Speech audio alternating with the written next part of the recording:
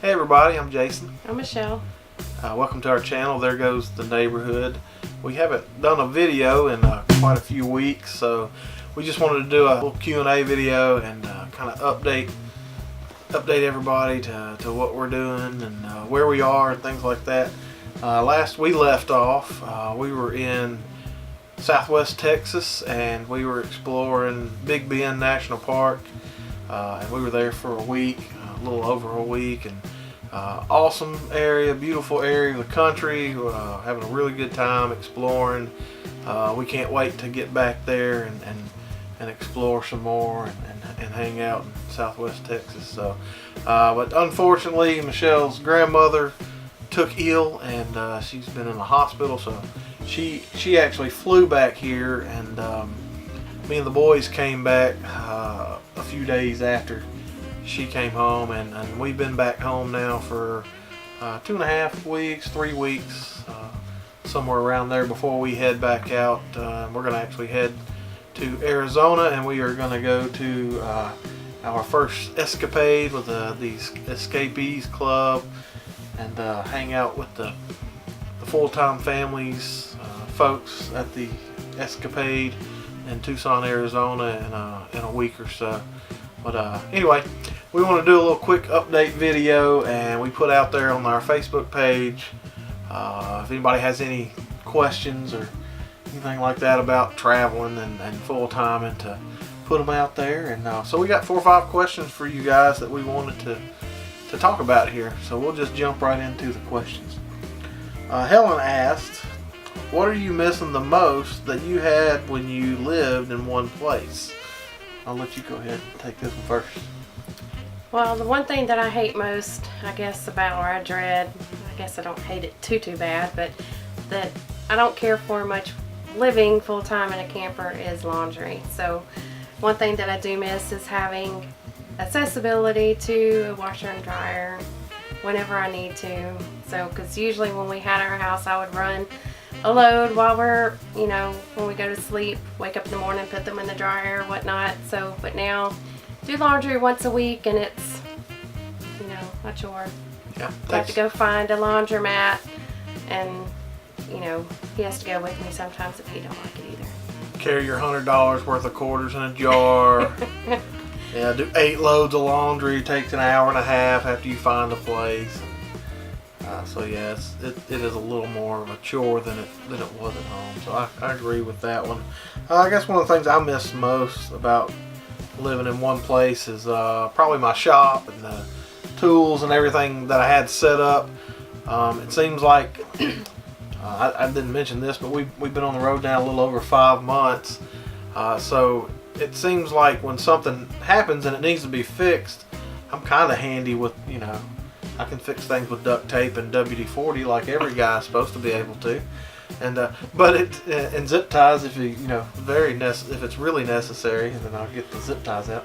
But no, it seems like just any little project you do or something like that when you're on the road living in a small space like this is your tools and everything's kind of packed up a little more than they are when you're at home in your garage or in a shop or something.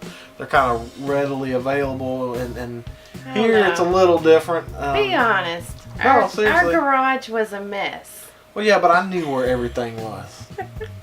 That's the difference. I knew where it was, and I could grab it, or I could work on something pretty easy. Now you gotta drag totes out from underneath the storage and get into those, or jump in the back of the truck and open the toolbox and dig to the bottom, or something like that. So it's a little different, and some of the projects that we've worked on, I think it's been more of a chore just getting started. It's like, I got to get up and dig out my tools, or I got to unload everything out from the understorage to get to the tote that I need, the saw that's in there, and then I know when I'm done I got to put all that back up, where normally I could just go set it on the shelf or table in the shop or in the garage. And strategic placement. That's right, yes, strategically placing things. Well, you got a small space, so they have to go in certain places.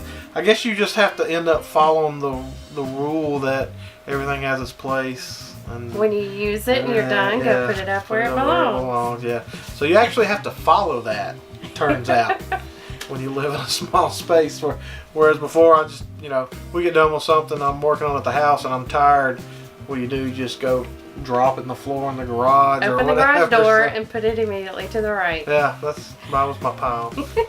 But anyway, I knew where it was. But yeah, that's the one thing I guess I miss, is just having that space to, not have to compartmentalize everything like we do now and drag it out. Anyway, Aaron asked, how is downsizing affecting y'all's relationship, if any? What do you think about that? I don't think it has affected us negatively.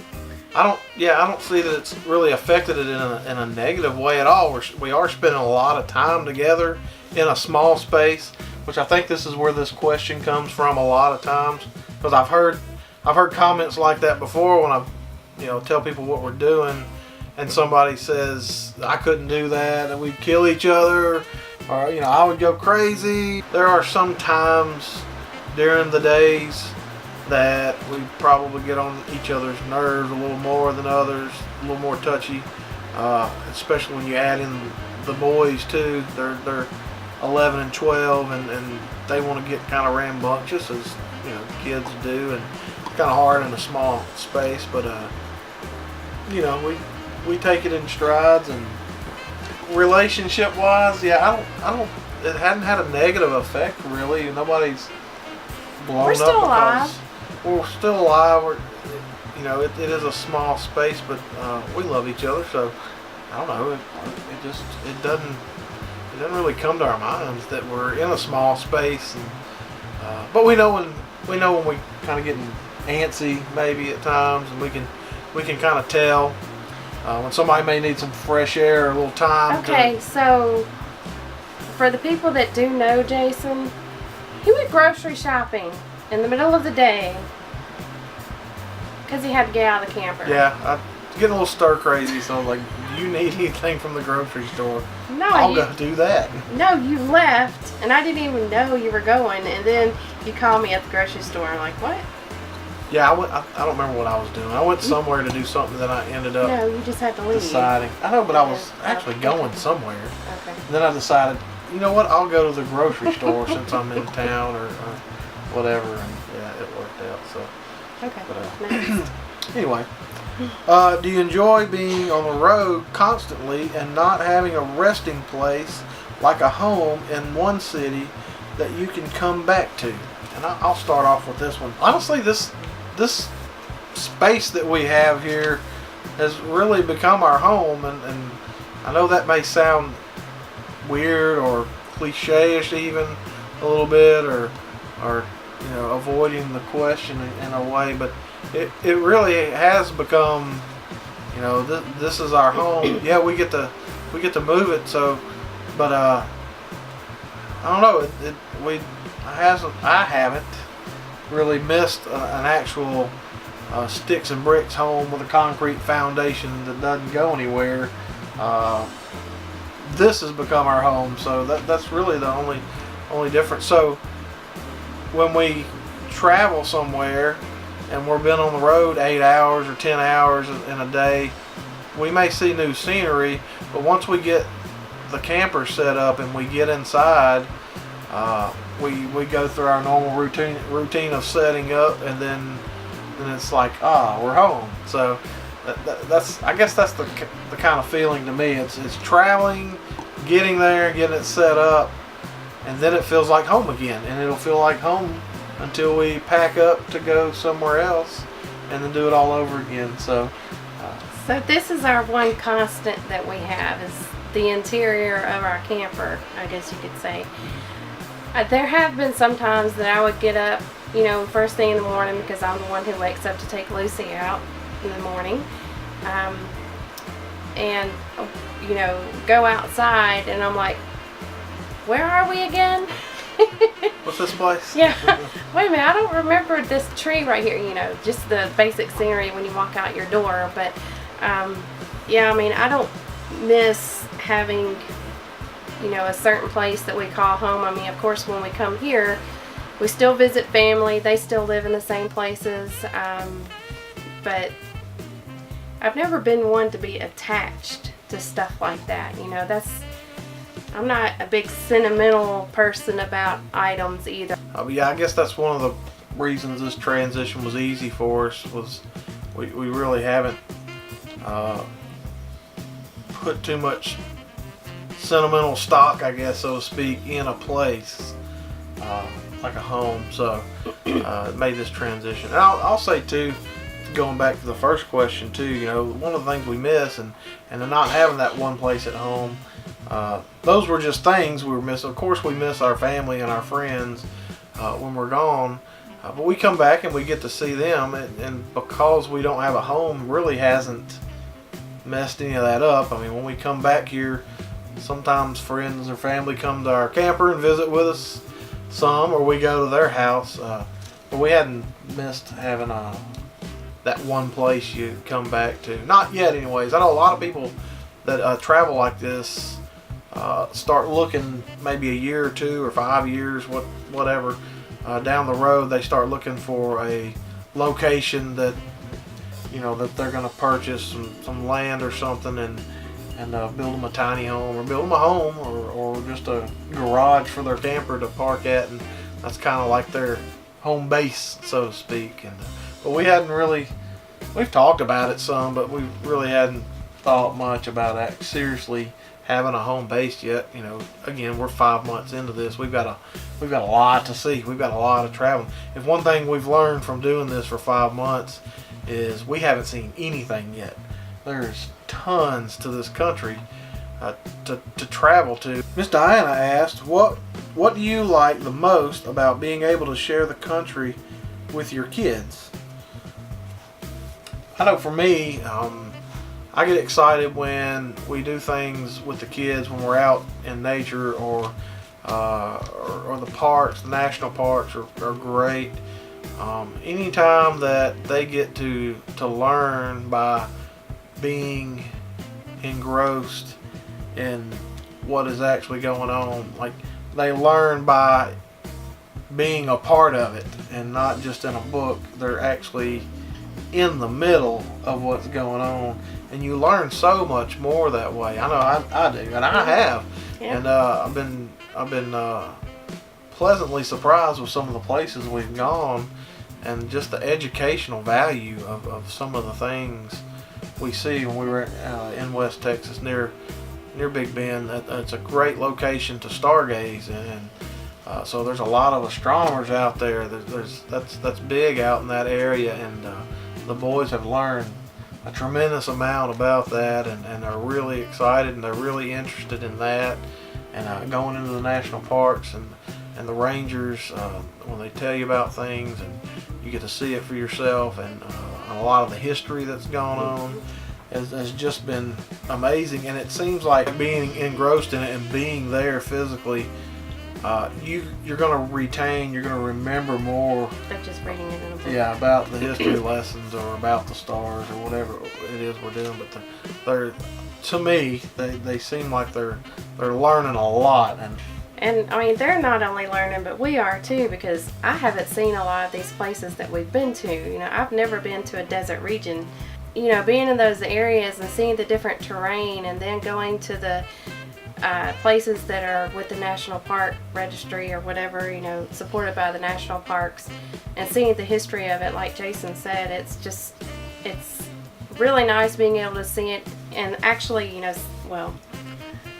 see it, you know, rather than just read about it. Like experience you said, experience it. You get to experience it. And the boys with the Junior Ranger program, you know, in some of the books that they've had to find certain places within that park that we're at and learn the history of it in order to get their badge. So it's almost like you're having school there, but it's an enjoyable experience rather than doing it through the book setting in a boring environment and whatnot. So the places that we've been to, you know, I'll try to point out, you know, hey, this is blah blah blah, you know, whatever, and trying to get them to remember, oh yeah, I remember reading about that, but now they can actually see it and it makes more sense, you know, they'll remember it more that way. So it's a good history lesson and geography lesson, and you know, science. they're really seeing how big, you know, everything is and putting it into more perspective in that manner. Dee Dee asks, what's been your favorite place so far? You go ahead and take this one.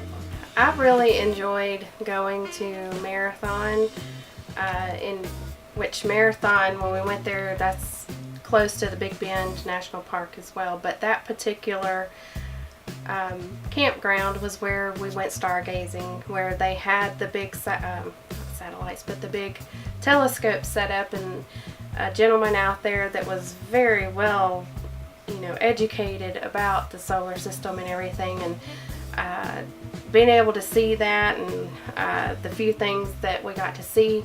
And of course, the next week we went to Alpine, which was just a, you know, 45 minutes west. 45 minutes next town west, over. and that was when I had to fly back home. But Jason and the boys went to an observatory and got to see even bigger telescopes and better telescopes, I'm assuming. And I can't wait to go back out there again in that area and see the stars, because it's just a dramatic difference from being here on a clear night and you at least see the Big Dipper. But you know, when you're out there in Texas, you see so much more than the Big Dipper. Being here as in North Mississippi. Yeah, sorry. But it's just a dramatic difference in the amount of stars that you see between the two places. So that was pretty neat. And I think the boys really enjoyed, you know, that aspect too of it, you know, what Marathon in that area offered. And plus we went hiking a lot that day, or you know, while we were there, in Big Bend, and Ethan can just run off and go with all of his energy, you know, and it's just nice for them to be able to let loose and play outside. Yeah, a lot of areas. Yeah. For me, I don't know. We've been to Hot Springs National Park in Arkansas. Then we went over to. We've been through the Houston area, Galveston, Texas, Austin, San Antonio, and then over out west to Big Bend. And yeah, I think I would agree that area we just left from in Big Bend and West Texas, Southwest Texas, was the neatest so far. And out of all those places I just listed, I would say that's the one I'm ready to go back to so far. Although we got some other places we need to go. We're going to go straight out to Tucson, Arizona, and that may be even more amazing. And we might not want to leave there, or we might want to stay there a little longer. I don't know.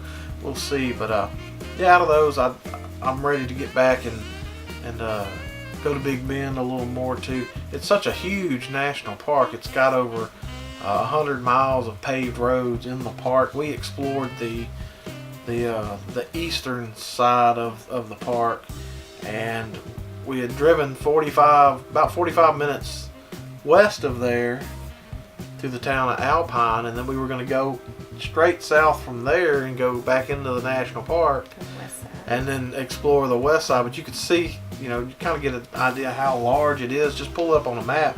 You'll see how large Big Bend is, and there's a lot to see there. So I am excited to go back there. It's a nice area. Again, it's almost like 80 degrees there, which is really nice. And I don't think it hardly rained like at all. We didn't get any rain. It was windy. It is windy out there, but no rain. It was warm. You can pretty much get out every day and go do something. And whereas we come back here and we're stuck inside because it's cold and rainy, and it doesn't seem to end the cold and rain. So, but yeah, that's where I'm so far. That's where I'm looking forward to getting back to, and one of our favorite places. Dee Dee also asked what prompted us, or what prompted you guys to do this, and she says, I think it's so cool. So a little bit about that. We've always, I'll say we've always liked camping. We tent camped once or twice after we were married, and that was miserable here in the southeast because it's always summertime. It's 90 something degrees and the humidity. And I remember tent camping one time. That was by the railroad tracks. My hat's off to people that tent camp, especially when you're an adult. When you're a kid, it's just exciting and fun. But you know, nowadays it's like it's hot and sticky. You know, don't touch me, don't touch me. It's just terrible to be out there in the humidity and the heat. But my parents had a pop-up camper, and they used it for quite a while, and they enjoyed that. And when they upgraded to a fifth wheel camper, we bought the pop-up camper, and we started going on vacations with the pop-up camper, and we really enjoyed that a lot. So we upgraded to a travel trailer, and we had the travel trailer for quite a few years, and then we were taking our vacations in the travel trailer, and then we started, you know, learning a little bit more about travel full time and living campers through social media and Facebook pages and things like that. I think in one of our earlier videos, you know, we kind of talked a little bit about how we made this decision, and really we went on a summer vacation. I believe it was to the beach, and on our way back home, you know, we just started talking about it, and then I just started Googling. Well, actually in Facebook, I'd found a page, and it's actually someone that you watch every once in a while now. And, you know, I was reading her blogs, you know, and everything, and then we just started thinking about the possibility of us doing this and what it would take, you know, financially, what would we have to do, you know, of course, get the house ready to sell and all that stuff. And that's in one of our other videos that we talked about how we got here. But, you know, we went on vacation and started to look into, you know, how other people were doing it, and we're like, huh, this seems pretty interesting. We can do this, you know. So, yeah, it was just interesting, and things just fell right into place, allowing us to be able to do this. We didn't have any hiccups along the way. And we actually got to do it sooner than we expected because things did go so smoothly. One of the things that prompted us to do this also was, I mean, it wasn't something that we just decided and we jumped right into it. It was, we were interested in full-time living and traveling, and we noticed that our lifestyle already kind of was leaning into that, or it could. We had the capabilities to do that because of our job situations already at the time was allowing her to work from home. We were already homeschooling the boys. My job, well, I had a few jobs, but yeah, my main job now was something that I could take on the road too. So it was something that was already, there was already some hurdles there that were pretty easy to get over because of that. So, and you know, we recognize not everybody can just think about doing this and jump right into it, because you gotta, you know, if you're like us, you're not rich, you gotta have work to do and you gotta get paid. You can't just gallivant around the country and hope to make a living making YouTube videos, because this ain't paying the bills, guys. Ain't paying anything. It's just doing this for fun pretty much, and so you guys could keep up with us, friends and family, things like that. But yeah, so we have to work, but it was, like I said, it was something that we were already transitioned into by the time we started looking into full-time and traveling. We already had jobs that were mobile. We just didn't really fully recognize it in that way, that our jobs could pretty much be taken on the road. It was just an easier check off the list, I guess, for us than maybe a lot of people. We didn't have to get out there and start looking for remote jobs.